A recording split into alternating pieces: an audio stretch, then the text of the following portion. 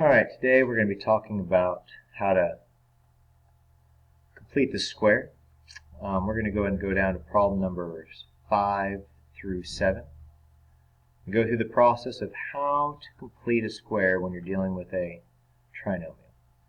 You'll notice you have a value for c here, a value for c here, and a value for c right there. And it asks us right now to find the value of c that makes each trinomial a perfect square. Then write the trinomial as a perfect square.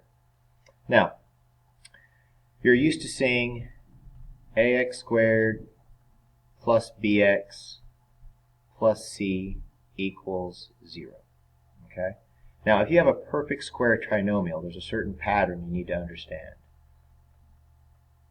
Here is a perfect square trinomial. This will multiply together to be x squared plus 2x plus 1 equals 0, because 1 plus 1 is 2 and 1 times 1 is 1. Another example of a perfect square trinomial could be x squared plus 8x plus 16 equals 0, because that factors to x plus 4 and x plus 4. 4 plus 4 is 8. 4 times 4 is 16. Okay? So if you think about a square that has all sides that are equal, the most basic would just be x times x, and the area of that square would be x squared. But when you change the dimensions of the square, okay, let's say you have a x plus 3, and this side is x plus 3. Well, what would the area of this be? Simply x plus 3 squared. Now, what is that expression? Like if you evaluate that expression, what would that be? That would be x squared plus 6x plus 9, because 3 plus 3 is 6 and 3 times 3 is 9. Well, what we're being asked to do over here is to make these into perfect square trinomials. Here's the pattern you need to understand. You always just take the b value of your quadratic, take half of it, or divide it by 2, and square it. Now I'm going to label what the b value is. The b value for every single one of these, the b value is right here in front of the x. Alright, so you're just going to take the b value, divide it by 2, and square it. So let's see what we have here. We have a 10. We're going to take half of it and square it. What is half of 10? It's 5. What's 5 squared? 25.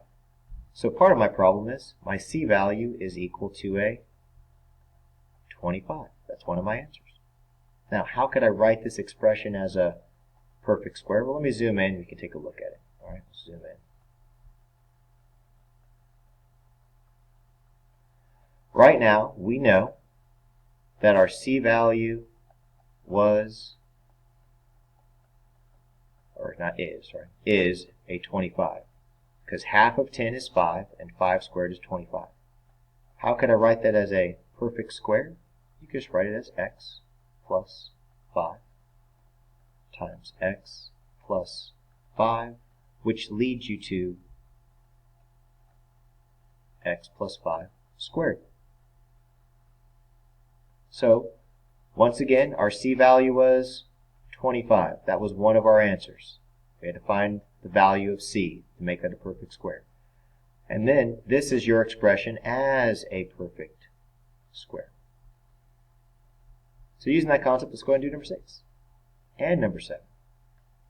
Number 6 is pretty easy. What's our b value? 24. What's half of 24? Half of 24 is 12. 12 squared is 144. So yes, c equals 144. Now if I wanted to write that whole expression now, here's our quadratic expression. X squared plus 24x plus 144. And how can I write that as a perfect square? X plus 12. There's your other part. And number 7. X squared minus 9x plus c. This one's a little bit different because we've got a what? A negative 9 as our b value. Well, let's just once again use the process. Take the b value. Take it and half it. And then square it. So our b value this time is a negative 9. We're going to take negative 9. We're going to take half of it or divide it by 2. And we're going to square it. What is negative 9 times negative 9? That's 81. 2 times 2 is 4. So our c value is 81 over 4. Well, how do we factor that? How do we factor x squared minus 9x plus 81 over 4? There's a common rule. If you have a perfect square trinomial, your factors will always be x plus whatever the b value is divided by 2, and x plus whatever the b value is divided by 2. In this particular case, the b value is a negative 9. So I'm just going to put a negative 9 here and a negative 9 right there. And I'll have this, x minus 9 over 2 and x minus 9 over 2, which hopefully you can see the progression, which makes that x minus 9 over 2, or 9 halves, squared.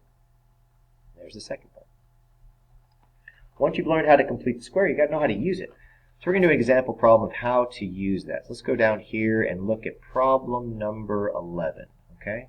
We're going to do problem number 11. See here.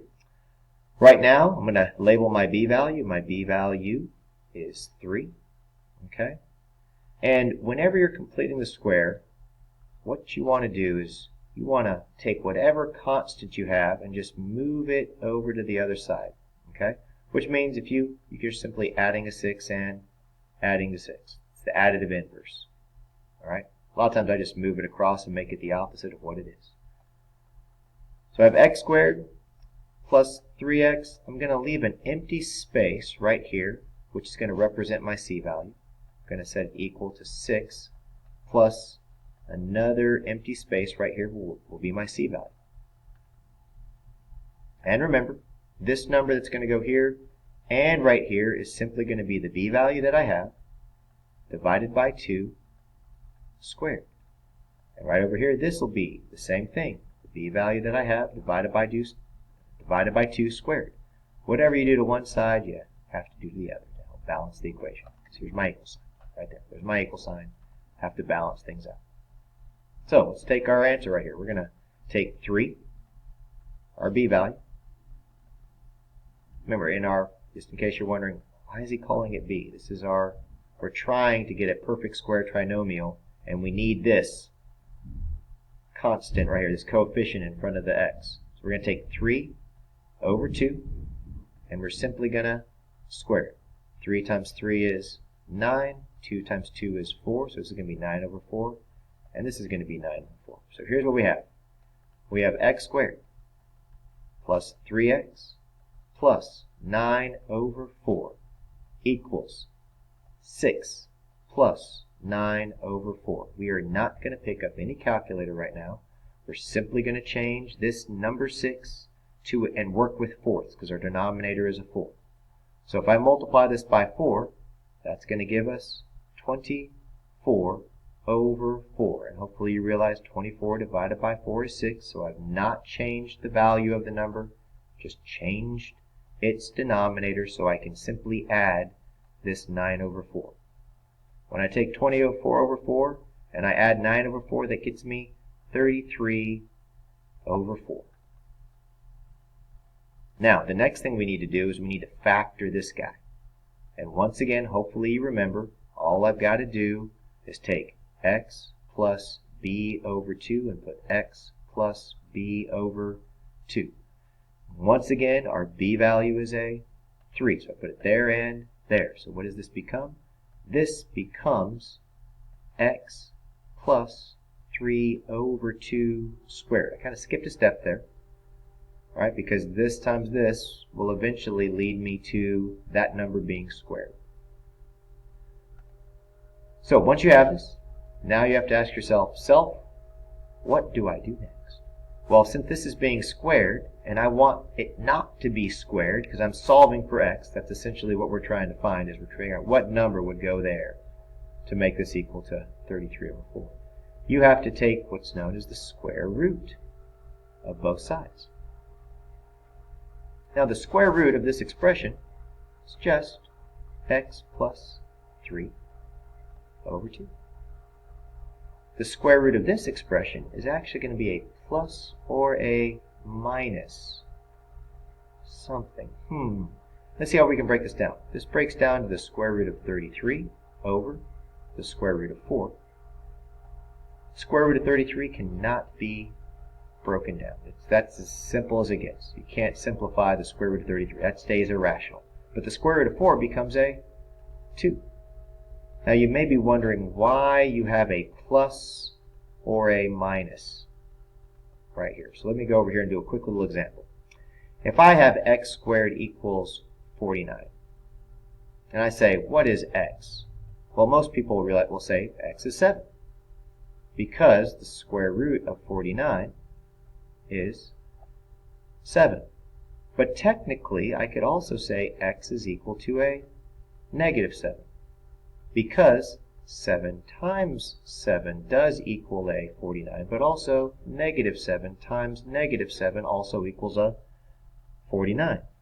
So whenever you see an equation where you have an x squared equals a number like 49, understand your actual answer will be plus or minus 7. That's why I put a plus or a minus radical 33 over 2. Now we're almost done. We're like as close to the finish line as we could pretty much get. Alright? We're solving for x. We have our answer. We're adding 3 over 2. So in order to finish things off, we need to do its additive inverse, or just take away 3 over 2 from this side, and I got to take away 3 over 2 from this side. So now I have a 0. So I have x equals plus or minus radical 33 over a 2 minus a 3 over a 2. Well, that's still not a very precise answer. We've got to clean up this mess. So whenever you guys have an irrational number up here and then you have some rational number over here, I want you to put your rational numbers first. Put your rational first. Put your irrational numbers in the back. Alright? So our rational number is this negative 3 over 2. A rational number just simply compares a ratio between two integers. Okay? Then we're going to say plus or minus the square root of 33 over 2. Now you may have noticed that our denominators are the same, so we can actually simplify this even more. Here are your final answers as a solution set. Negative 3 minus a radical 33 all over a 2, and a negative 3 plus radical 33 all over 2. Alright? That's for the plus and minus. Notice I put the minus first, then the plus, because I'm going from least to greatest. Now, how in the world is that our final answer? Remember, our original equation was x squared plus 3x minus 6 equals 0. I'm going to show you how to take this answer right here and plug it in to x. I'll also show you how to take this answer right here and plug it into x. But I only have a minute to do it, so we better hurry up. So here we go. Turn your graphing calculator on. Oh, there's the answer. You hit open parentheses, alpha y equals, enter. Alright, put a negative 3. I'm going to go minus the square root of 33 all over 2. I'm going to close the parentheses and square it. Looks like I'm only be able to get one answer done. Alright, plus 3, open parentheses, alpha y equals, enter. Got 30 seconds left. Can I do it? Negative 3 minus the square root of 33 all over 2, close parentheses. Alright, minus a 6, and press equals, and we get 0. Alright, so that's one of them. I'd have to plug in the other one, but I don't have time. So whenever you get your answer, plug it into your original equation. If it equals 0, you got it right. Have a fabulous day. Hope this helps.